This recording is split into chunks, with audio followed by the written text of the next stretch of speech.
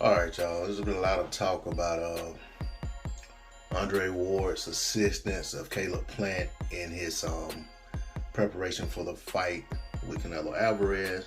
So there's been a lot of people, making videos and just speaking on Ward versus Alvarez, and potentially, if Ward were to come out of retirement and they were to fight, how it would go and this, that, and the other. And I made a video about it and spoke about, how I felt, the fight would go should that happen. And, of course, we talk about fantasy fights all the time, about fighters who are not even here with us anymore among the living, and even about guys who are far past, they've been retired for years, how they would match up against other guys. So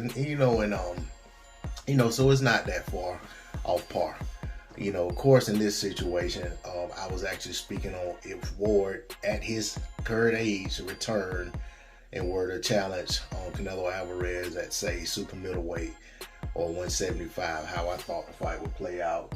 And I gave some scenarios of, Ward having some tune-ups and how it would go, or if Ward went straight into the fight, or if they fought it this way, or if they fought it that way. And also talked about if Ward was himself, versus, if Ward was anything close to how he looked at his best, or how he looked when he left, or if he, looked diminished, how it could potentially play out.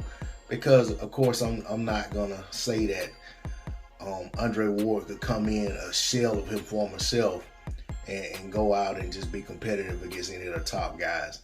I think he'd still have to be pretty close to how he was when he left the sport, and hopefully with his knee being in better shape than it was when he left, considering that he's had time away from the sport. And I know he still trains and still works hard and works out and things like that, so he's not some guy that just let himself go since he left the sport.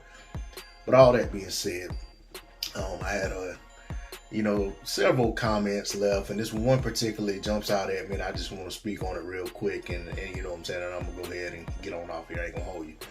So this guy, he's not a subscriber. He's just a guy that comes around and he pretty much jumps on my case when I make a video about Canelo. This is what he has to say. He said, Ward dominated lesser fighters.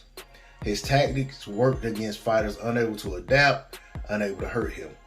Kovalev arguably bested Ward in the first fight, and Ward had to resort to clinching, hitting while holding, leading with his head, dirty fighting. Ward never fought anybody on Alvarez's level.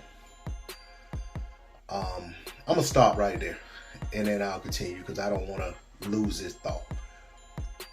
When this man basically, and I'll go ahead and say, in other comments, he basically said that Andre Ward fought a bunch of bums and things of that nature too.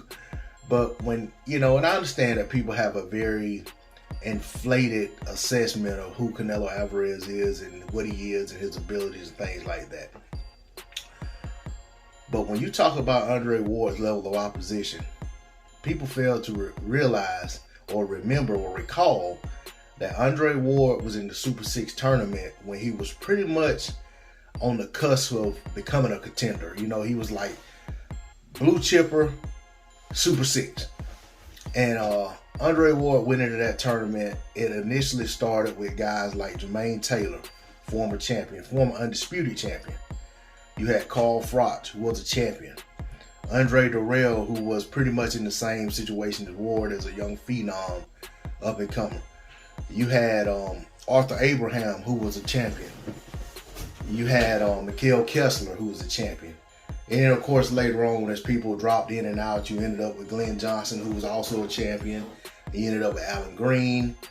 And I want to say it was someone else, but I could be mistaken. But ultimately, my point is that you ended up with some really good fighters in that Super 6 tournament. That's not even talking about the guys Ward beat outside of and after that tournament. I'm just going to talk about the Super 6. And Ward went to that tournament unscathed. So I think that kills the whole Ward never fought anybody on Alvarez's level or anybody, nothing but lesser fighters. So I'm going to leave it at that. And it says Ward at his prime may have had a 50-50 shot. This Ward is not on this level. We don't know what this Ward looks like. But I don't think Ward in his prime is a 50-50 fight for Canelo. I think, my personal opinion, Ward at his prime is like a 80-20 fight for Canelo. Said your bias is plain. Alvarez is just as fast as Andre Ward, has better defense and more power. I totally disagree with all of that.